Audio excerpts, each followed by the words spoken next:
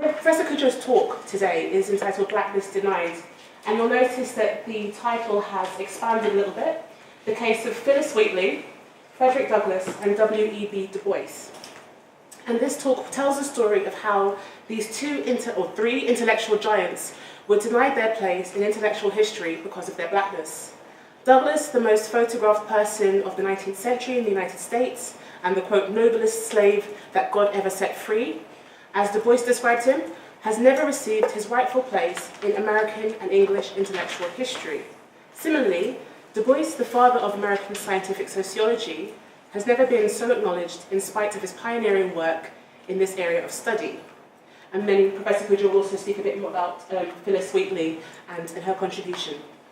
Blackness Denied takes another look at the contributions of these three important intellectuals. And I think this is a particularly timely talk to have at City, given across the United Kingdom there are conversations taking place around decolonising the academy, around making the education that we're giving and that we're delivering in universities more accessible and more reflective of our diverse population in the UK. Professor Cudjoe was also part of establishing Black Studies in the US, which then became African American Studies, and this was in the 1970s. So he's been very much important in influencing change in curriculum in America. And as always, the US seems to be a bit further ahead of us in the UK. So it also gives us an opportunity to sort of reflect on what was done in America and maybe think about to what extent it can shape and help us for the work we're doing here in the UK. Professor Cudjoe is Professor of Africana Studies at Wellesley College in Wellesley, Massachusetts. He has taught at Harvard, Cornell, and Fordham University. He is the author of several books, including V.S. Naipaul, A Materialist Reading, and Beyond Boundaries, The Intellectual Tradition of Trinidad and Tobago. He has written for the New York Times, Boston Globe, and the New Left Review. The Slave Master of Trinidad, William Hardin Burnley, and the 19th Century Atlantic World will be published later this year. Thank you, Professor Cudjoe. Oh, thank you.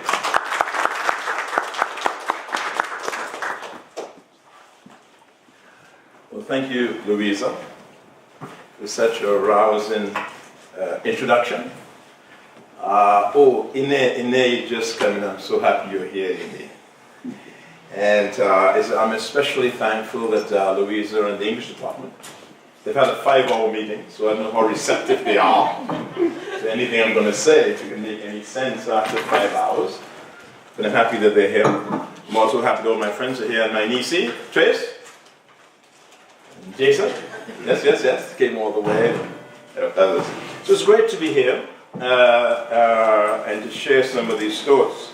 You don't always know where you're going when you're asked to give a lecture like this, but Louisa kind of muddled things up when she says to me, it cuts into we're talking the big movement here, decolonizing education, all that stuff and so on. And it really threw me back in terms of, I guess you're starting it now. I began at Fordham in 1970 to teach, 1969. And I remember doing my very first article in something called The Black World, started by Hoyt Phillip. It was done by Ebony. But before Ebony, it was called the Negro Digest. So it's really going right back. The Negro Digest was put out by Ebony just simply to begin to get into the currents of ideas and to include black folks in the whole literary, and not literary, but really a political debate about what it means to be educated. I suspect both in the United States and in this country. So in the United States, one kind of says one is educated if one does not know Du Bois, if one does not know Frederick Douglass, because they're so very central in the whole scheme of things. In fact, I thought I would begin my lecture with a quote from C.L.R. James, whom I suspect everybody knows.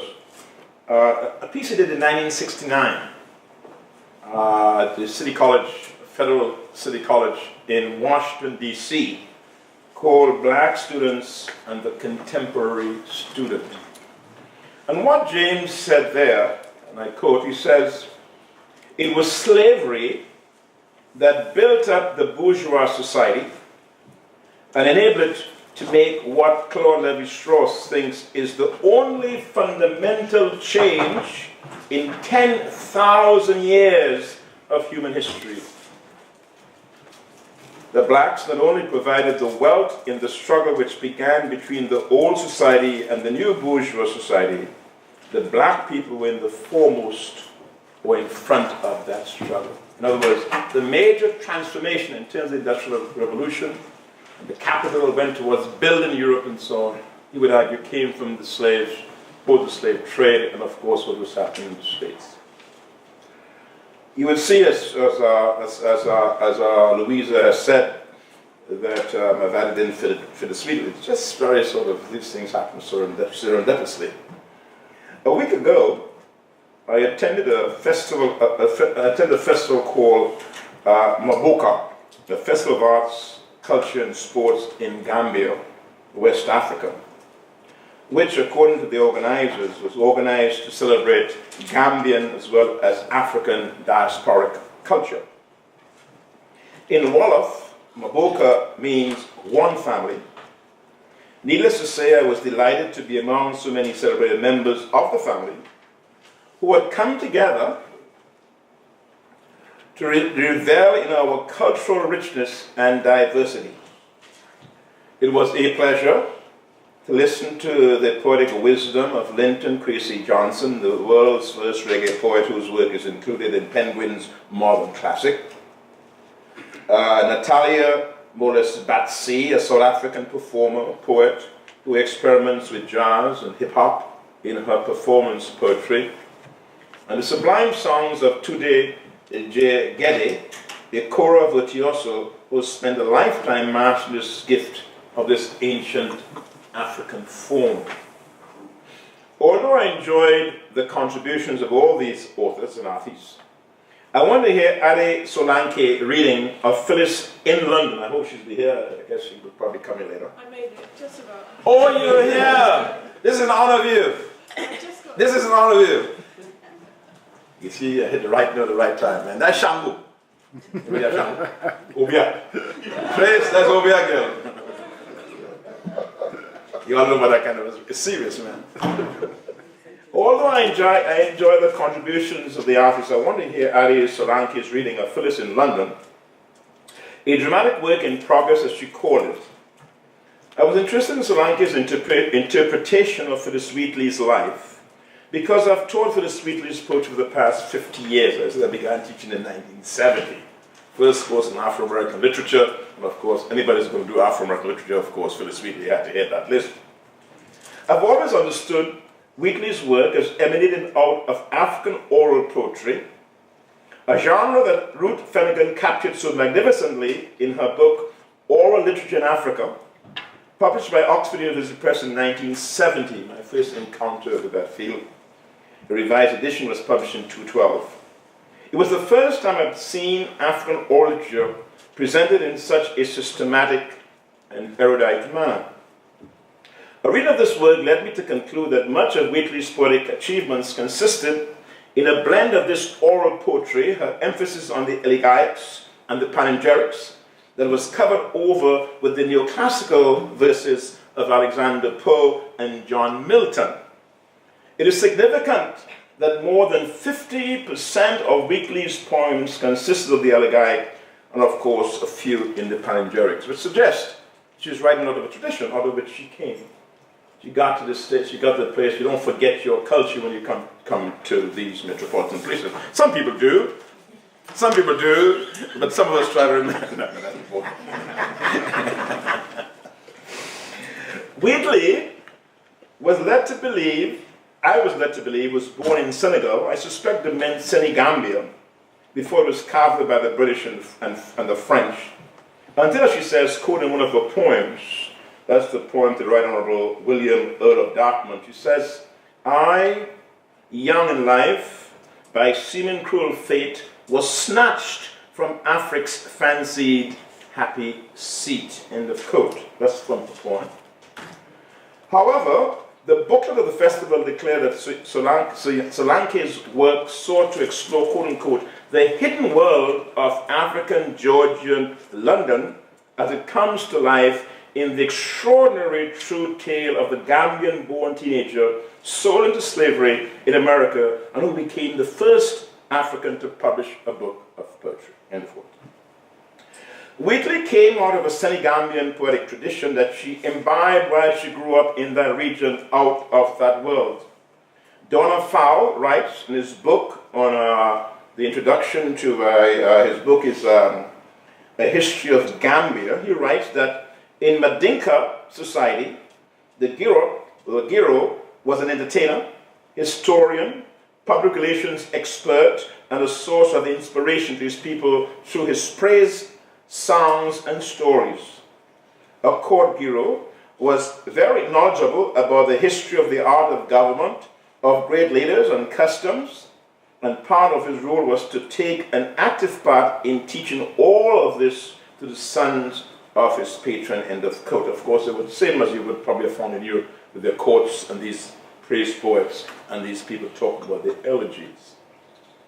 And as I said, because the elegy and the panegyrics in terms of African oral literature are the two most important forms.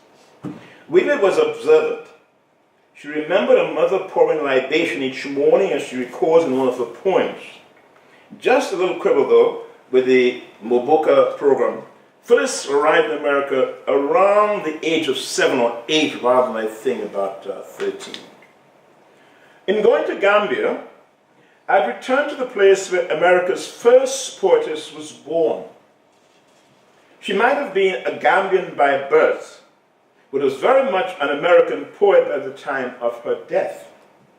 She emerged as the third woman in America to author a book of poetry, poems on various subjects, I think in 1773. And she was, of course, the first Afro-American woman to do so. Her book was published in England in the summer of 1763, I think in September of 1763.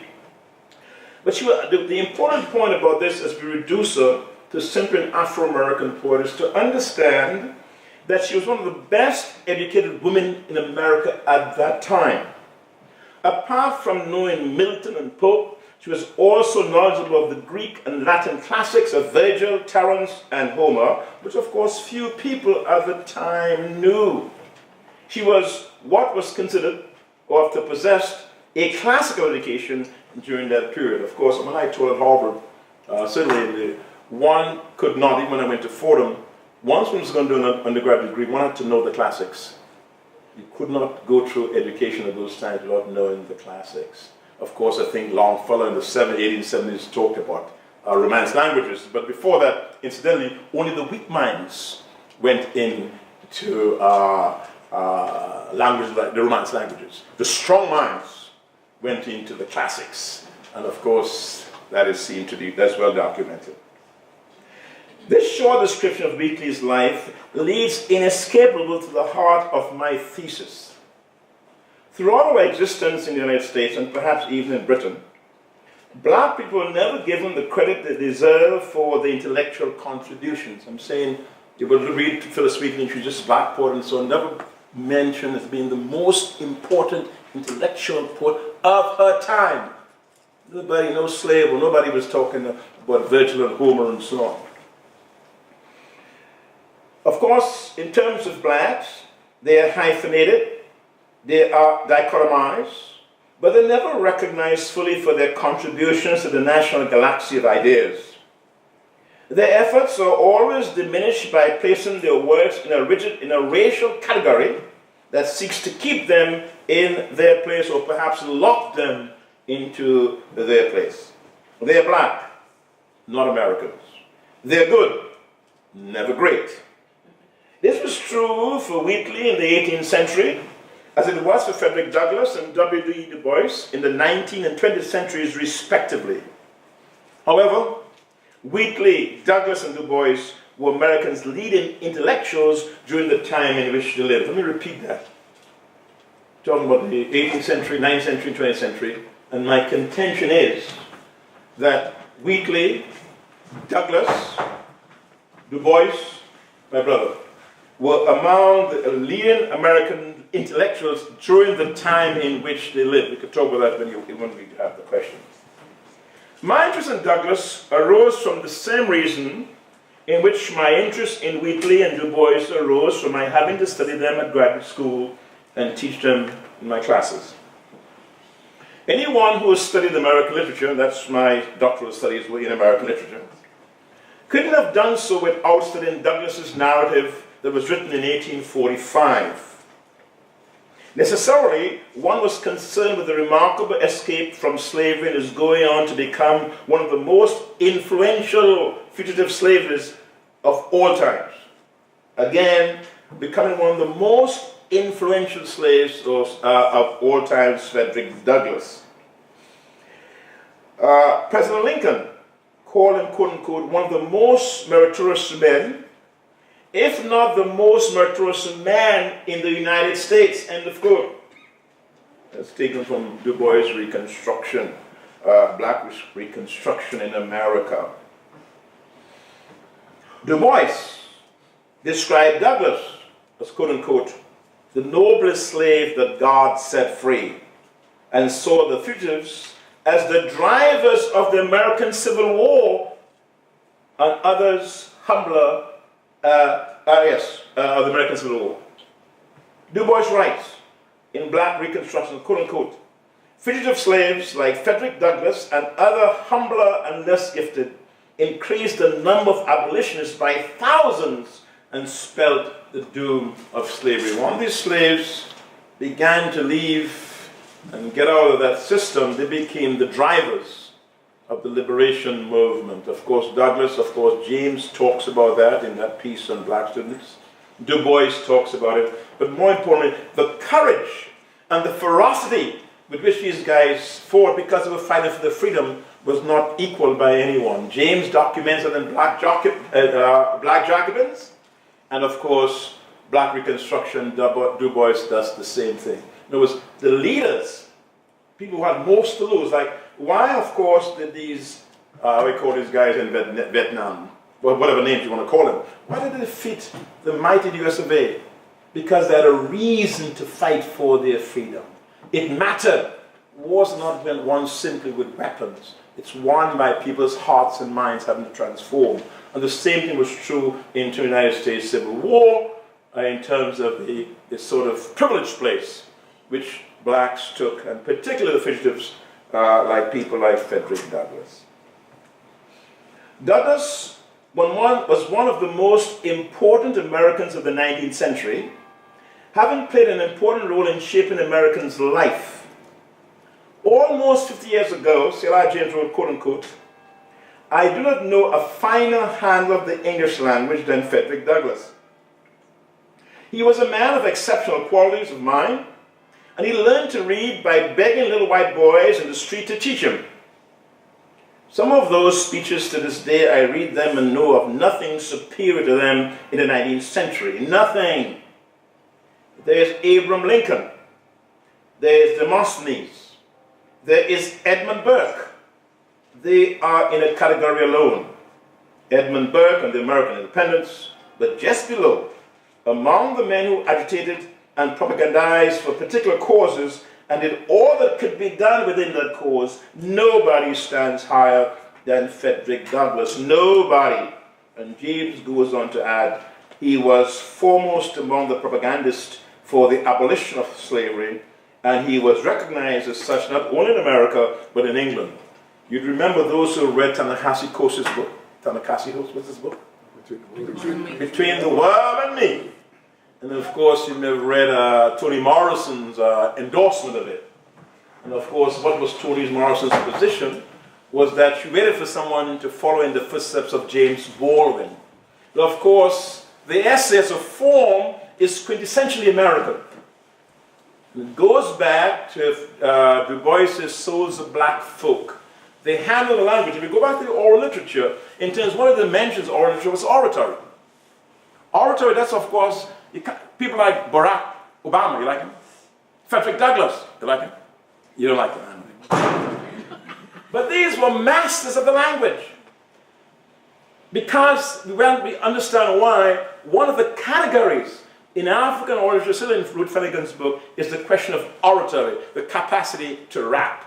Right, brother? Brother Jason? Brothers can rap? I'm just asking, man. I don't know, man. That's what I've been told. Brothers have that. They lay a rap on you, boy. It's so tight. Sorry. Is that true, Trace? Well, Nathan's told me that, so I don't really know. Of course, so the question of the essay as a form, of course, were very, very important in terms of our literature, but in our speeches and so on. I mean, go back to I Have a Dream and all that kind of good stuff. But it's part of that tradition, which of course we take and use for our own purposes. Douglass played a prominent role in national life of the United States. He was present at Lincoln's inauguration, served as Chargé d'Affaires for the Dominican Republic, and was appointed Minister Resident and Consul General for the Federal Republic of Haiti, a post held between 1889 and 1891. Of course, in terms again serendipitously, of course, Du Bois's father, as you know, was born in Haiti, so there's a kind of that link that goes on.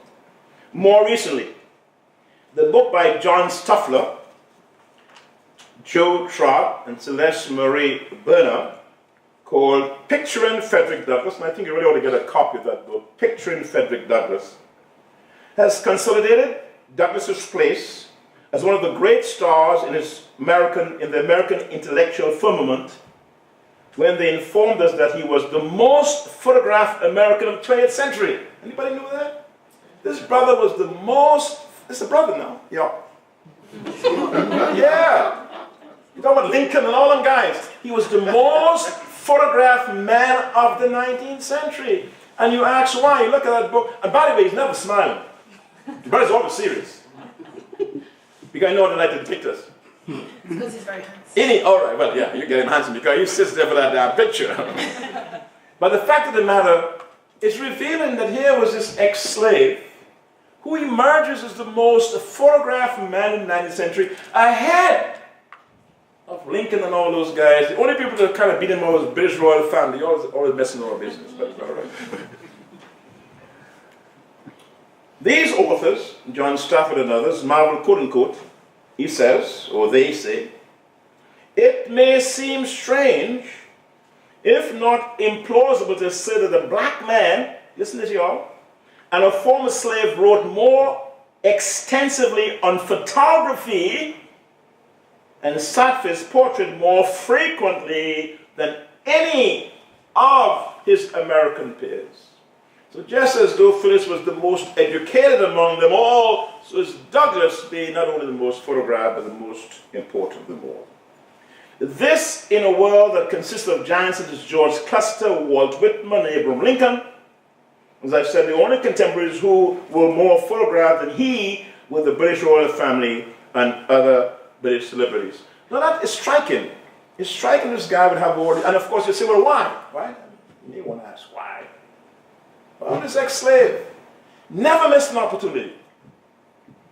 Because he was important, he was concerned about this image and how black folks were depicted. Not only then, but even now.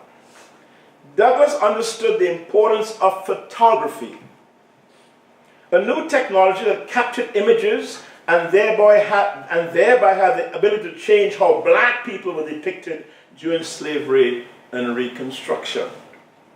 Douglass escaped from slavery on September 3, 1838, quote unquote, a year before the dowager Henry Ford Talbot created the first forms of photography.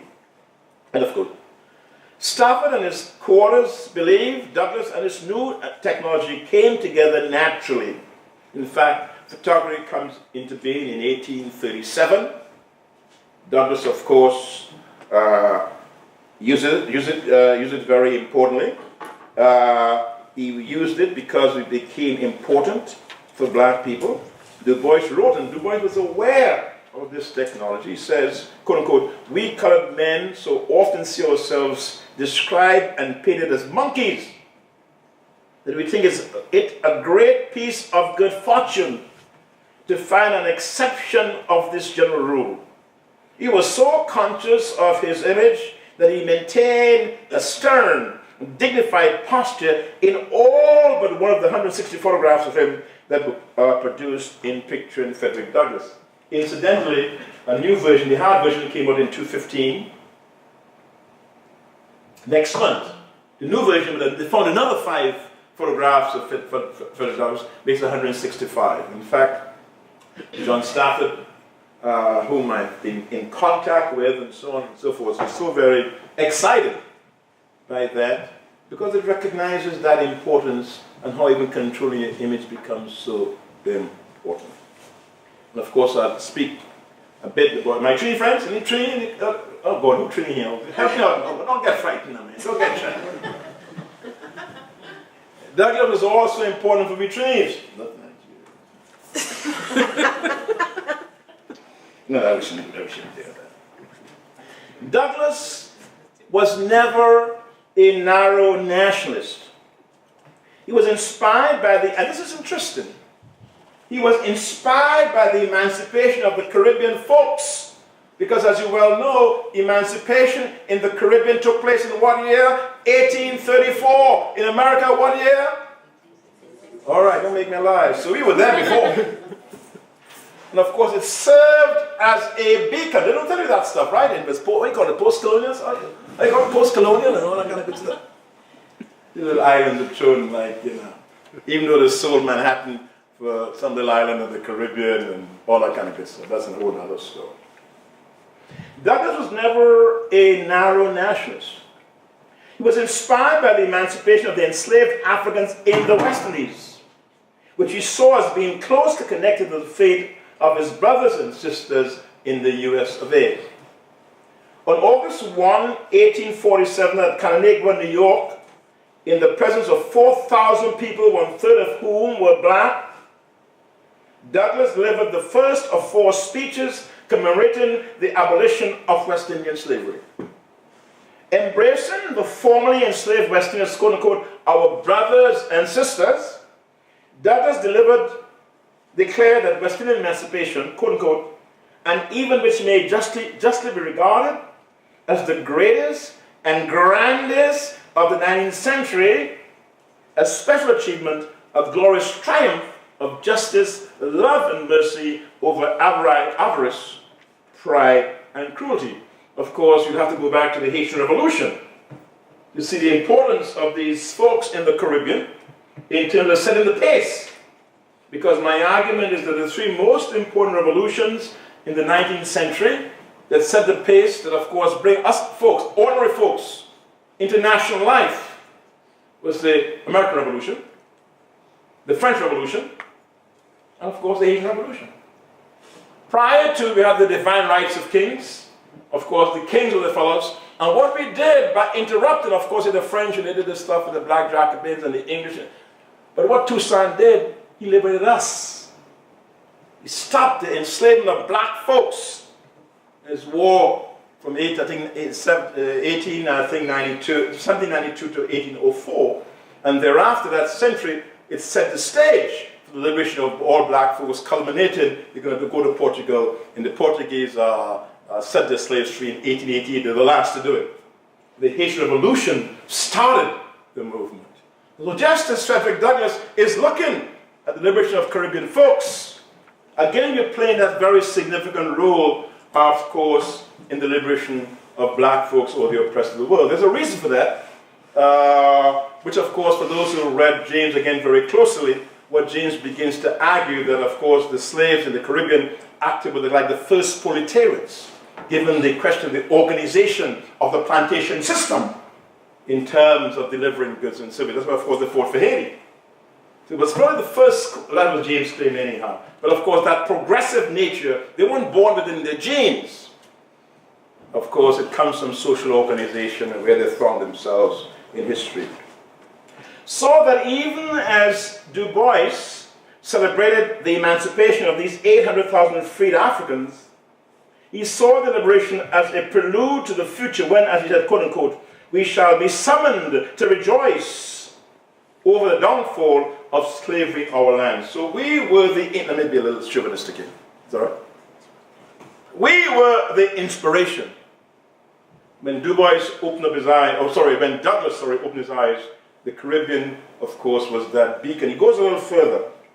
In his speech, Douglas announced, and I quote, he says, all civilized men at least have looked with wonder and admiration upon the great deed of justice and humanity which has made the 1st of August illustrious among the days of the year. but no people on the globe, and even all the emancipated men and women of the West Indies themselves, does that day address itself with so much force and significance as the people of the US of A. That's how important this landmark were to the slaves in the United States.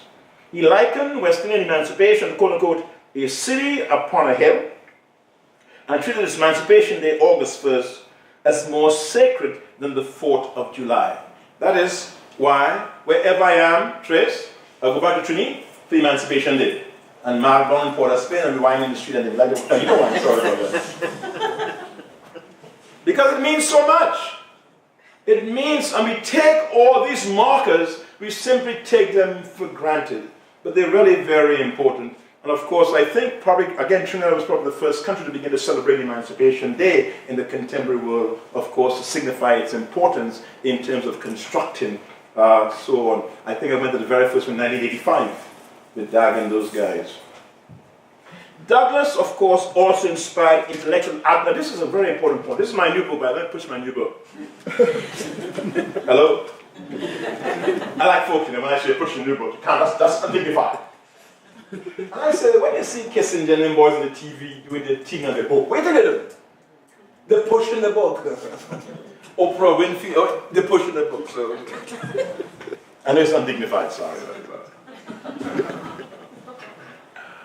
Yeah. At any rate, this is part of my new book, is that the influence, this is what's the chapter, that Du Bois's work, the narrative, had on our liberation. I will demonstrate that even Douglas's narratives really, of course, serialized in Trinidad newspapers. In 1848, Mr. Ballantyne, you didn't know that, did you? Good. Douglas also inspired activists outside the United States to rally to the cause of total freedom. Of course, he went to Canada. Of course, he came here. Of course, the big thing, of course. But this part of his history is very little known. What he did, for example, places like Trinidad and other places. I think it's very important, which I think will be my contribution to the literature, the theory, etc., etc. Because we now really see him in terms of the United States and Britain and Canada. Douglas also inspired intellectual activists outside the United States to rally to the cause of their total freedom. On September 3rd, 1848, on the 10th anniversary of his escape from slavery, as I said, he came out of slavery, escaped from slavery in 1838. Of course, the whole question of photography as a new technology is coming out at the same time. And of course, on the 10th anniversary of his capture, Douglas wrote a letter, quote unquote, "I am your fellow man, not your slave." Very important. Take his words down for me, please, Louisa. Very first letter, 10 years later, he says, the letter was called, "I am your fellow owner," sorry. I'm getting it right, okay. "I am your fellow man, but not your slave." I'll end my lecture there, by the way. He wrote that to Thomas Auld, his former slave master, which he published in the North Star, an abolitionist newspaper he founded on December 3rd, 1847. Remember, Thomas Auld was a big slave when he had this big altercation. And of course, and he made a very important, I think they call it the charisma, what they call it, that you've seen how the system, how a man has been made a slave, how should a slave becomes a man. That's a very important notion in Douglas's work. Because what it is, that transformation, I go on to quote, as I said, a guy like Camus, who talks about rebellion as very important in terms of social transformation. See my brother in English shaking his head, I guess you remember that. Yes. Anyhow, he writes back to his form because when Douglas published his narrative, they said it was all lies. This is when Phillis Wheatley wrote a book that says you can write it, right? About 18 of the top luminaries of Boston had to write a note and say, yes, Phillis really wrote this stuff. And so when this guy wrote his narrative, he said, he can't do that. So when he did it, 10 years later, he sent a copy to his old slave master. So I wrote this stuff. And what he did, in doing so, he was almost followed by a daring gesture he had undertaken previously when he sent a copy of his narrative to all, daring all to challenge the authenticity of his own account. He says, this is what happened. You tell me if I am lying. On January 10th, 1849, almost as though it was responding to Douglas' quest to draw the public's attention to the horrors of slavery, the Trinidadian, it's a newspaper that came out in Trinidad in 1848. No, it was written by black people, but there were places before this written by black people in 1848. In trying to draw the attention of black folks at home to the horrors of slavery and what people like Burnley and the other people are doing down there, they published, the Trinidad newspaper, published an excerpt from Douglas's letter that reminded Trinidadians about the harrowing effects of slavery had on its country. In July 1850, 18 months later, in a more direct admonition against William Harding Burnley, that's the topic of my book which I'm pushing. Excuse me 1 second, please. You gotta excuse me. Yeah, sorry about that. Sorry. Yeah. In July 1850, 18 months later, in a much more direct admonition against William Harding Burnley and other slave planters in Trinidad, the Trinidadians serialized Douglas's narrative. This is very important. This is I'm going to hear this. The Trinidadians serialized Douglas's narrative with the following warning to Burnley and others. It says, "We commence in this number the insertion of the autobiography of Frederick Douglass, formerly a slave and presently the proprietor and editor of the North Star. We invite the Honorable Mr. Burnley and others to begin its perusal at once. They may therein find some remedy for the emphatic dislike of African materials." Of course, Burnley was the biggest slaveholder in Trinidad and the biggest resident slave owner in the British Caribbean. The serialization of that novel, of that narrative, began on July 10th and concluded on September 6th, which of course brings us to the question of how these strugglers interrelated. No cell phones, no WhatsApp, and folks are talking to each other. And their struggles are inspiring one another. So when you think you're all smart and got all these smart folks and it's social, whatever. Brothers doing that stuff since 1849. Following the works of one another. Because the struggle, as they understood, were integrated. It's a wonderful piece of news. Anybody know a fellow called Hegel? Yeah. Oh, you know Mr. Hegel, right? I know Mr. Du Bois did Mr. Hegel, right? At some point. And Mr. Hegel did something. Oh, my boy, Nikki. This is his philosopher here. And Hegel did this piece about bondage and slavery. Am I right about that? Bondage and slavery? Mr. Hegel did a piece called Bondage and Slavery. And everybody wondered, where did this great Hegel get this idea from? Did it descend from heaven?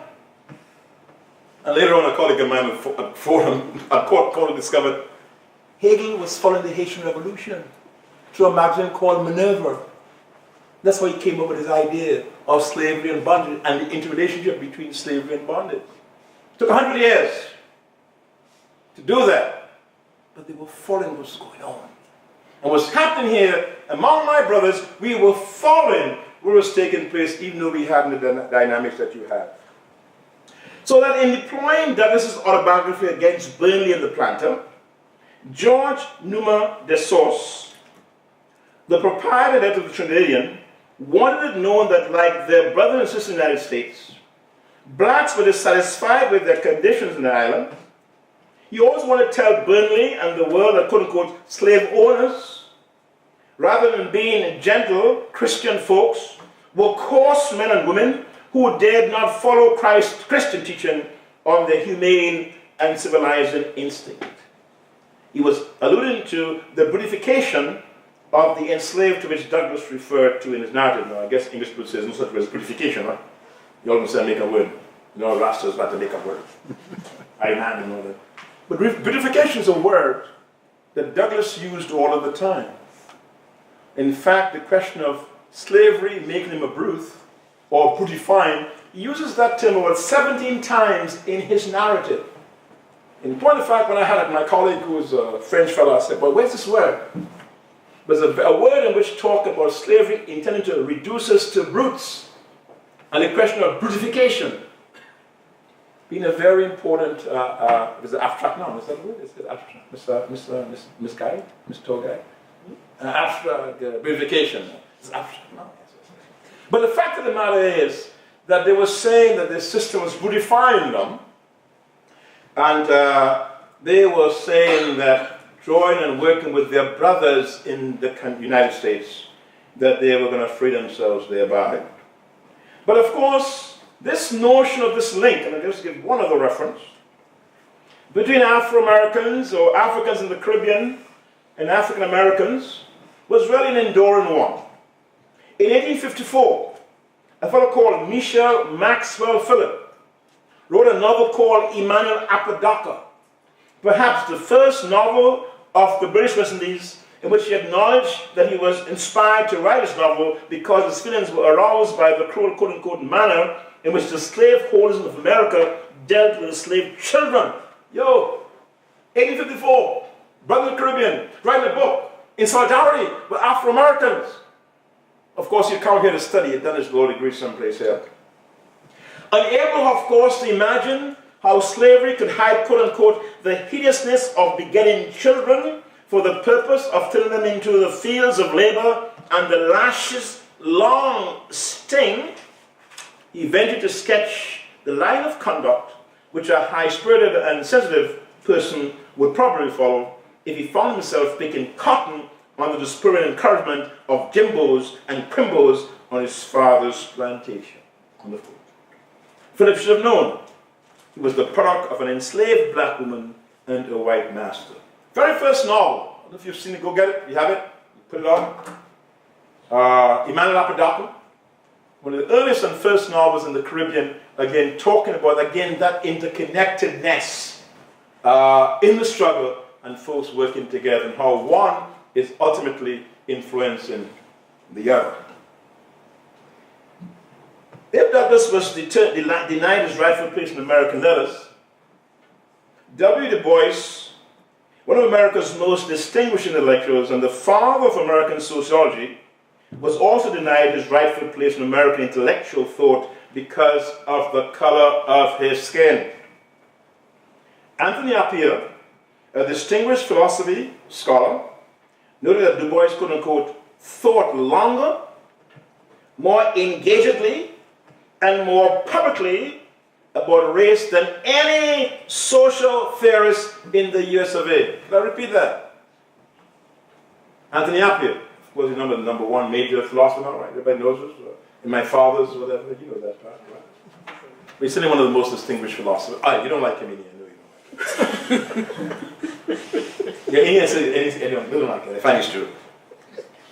He's good, man. He's good. He's all right. He's all right. I know.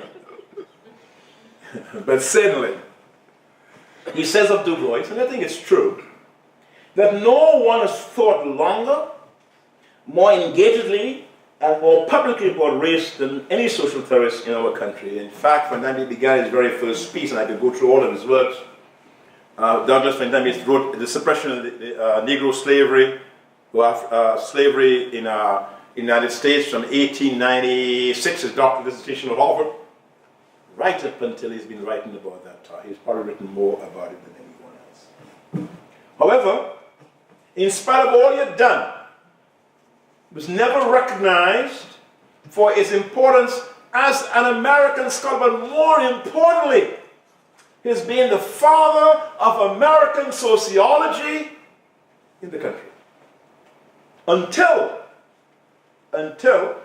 recently, a colleague of mine again wrote a book called A Scholarly Night, of course, to cement the case for Du Bois' status within the American Academy. For 40 years or so, I had reason to believe that Du Bois, Horace Mann Bond, and Charles Johnson were the pioneers in the field of American sociology. I had not quite worked out how Du Bois' Atlanta School fit in this academic arena, or the place of Robert Park's Chicago School of Sociology in this scheme of things, except that I knew that Oliver Cromwell Cox, name rings a bell, a Trini, had successfully challenged the claims of the Chicago School of Sociology in his book called Caste, Class, and Race. Incidentally, as you well know, Parks, who worked for Washington, of course, went to Chicago, and they were being told, they're touted, if you read any books, they're touted as the fathers of American sociology.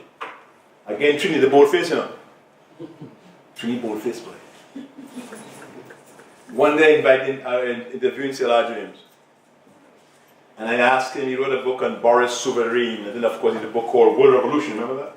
1936, James writes, a world revolution, done by Trotskyite movement. Now remember, James lived in 1932, and come up here and write a book on world revolution. So I'm asking him, why would you do that? He says, there was nobody else here to do it. Bold face. Of course, when Cox take on the Chicago School, and I shan't make much of it again, but simply to say, for example, he takes them on in terms of their work. I won't talk about his work and what he didn't. I'll just simply go on because you get a little bored. So I want to run on to my last bit on black on our 2 more pages or something like that. Is that all right? I'm going all right? I'm going cool? Yeah. You're not bored? All right, brother. The argument by Morris is that Du Bois developed the first scientific school of sociology in America with fellow sociologists Monroe Walk, Richard E. Wright Jr., George Edmund Haynes, and quite a few fellows. Du Bois wrote the suppression of the African slave trade in the United States in 1895, Conversion of the Races, 1897, the Philadelphia Negro in 1899, most important work on slavery, The Souls of Black Folk in 1903, Races in 1911, etc., etc. I mean, he's been writing about this stuff as long as you can remember. Charles Johnson, that's another colleague. He went on to become, I think, the president of Fisk University. He too was working and discussed the work in glorious terms. But of course, Du Bois's work, Black Reconstruction, was such a very important work in terms of transforming the nature in which we talk about the world and relation between black labor and capital. The work that set the stage was Black Reconstruction by Du Bois, written in 1835. Black Reconstruction sets the path towards the gigantic intellectual challenge of white capitalist world order in defining the role the black labor played in changing the world. 1935, Black Reconstruction. 1938, Sailor James Wright, Black Jacobins, to demonstrate how the Haitian Revolution set the stage for black men in the Americas to inaugurate themselves as subjects, apart from being objects, in the world's historical stage. Of course, in 1944, Eric Williams writes Capitalism and Slavery to demonstrate how the exploitation of black labor provided the capital for the Industrial Revolution, etc. My only point here is that it's Black Reconstruction, and more importantly, the suppression of the African slave trade that sets up that relationship to allow people like James and Williams to do what, in fact, they did. Now, I'll come to the end because I don't want to go on too long now.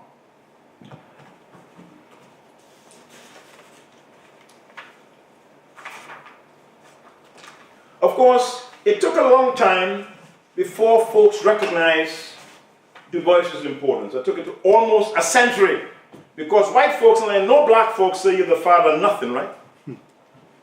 Because I know we call white folks who have children black women. You don't know that. His mother something. Anyhow, they don't want black folks to be the fathers of anything. But Manuel was one of the first scholars with whom I worked at Cornell again, was the first scholar to publish a full-length study, W.E.B. Du Bois, Radical Democrat, on Du Bois's work, which of course set in motion given Du Bois's rightful place. In it, he addressed various aspects of Du Bois's political and intellectual contributions to the field. Tragically died on April 4, 211, 3 days after he published Malcolm, A Life of Redemption, in which he of course charted the complex and contradiction-filled life of Malcolm. He died about 3 days before the book came out, but it became a very important book in sort of rethinking about the work that Malcolm had done. Of course, black folks don't want to hear about that book at all. More importantly, in 204, Paul Zuckerman does another book that begins to put Du Bois on the map. And of course, he argues that that Du Bois deserves the same canonical recognition as the founder of sociology that had been conferred on Marx, Weber, and Durkheim. Very important notion here. That Zuckerman is saying, the book is The Social Theory of W.E.B. Du Bois. He claimed that Du Bois was not only a major sociological theorist, but get this, he should be put in the same canonical recognition, or given the same canonical recognition as the founder of sociology that had been conferred on Marx, Weber, and Durkheim. He argued that race was central in the development of the modern world. Race was central in the development of the modern world. Remember, so the black folk, when Du Bois says the problem of the 20th century is the problem of the color line. All right? And here, Du Bois is, and of course, this guy's making the same claim for him. This is precisely the case that Morris develops in the Scholarly Nine. However, one of the theoretical mountains Morris had to overcome was Anthony Appier's contention that Du Bois clung to a biological definition of race, even as he superficially substantiated a socio-historical approach. Now, Morris tries to tear down and go into the argument again, but he says he didn't quite get over the hurdle of reducing races to blood and history, and he makes a big case in terms of the scientific definition.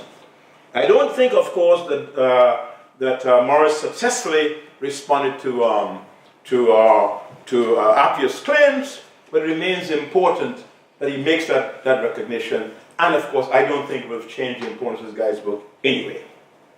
As brilliant and well Appier's arguments are, they do not take away from the power of Morris' assertion that Du Bois' works constitutes one of the earliest articulations of scientific sociology in the United States. I believe that Morris thoroughly documents his contention that white scholars suppress Du Bois' scholarship, thereby denying him his place in the American Academy, particularly in the realm of sociology, because of the color of his skin.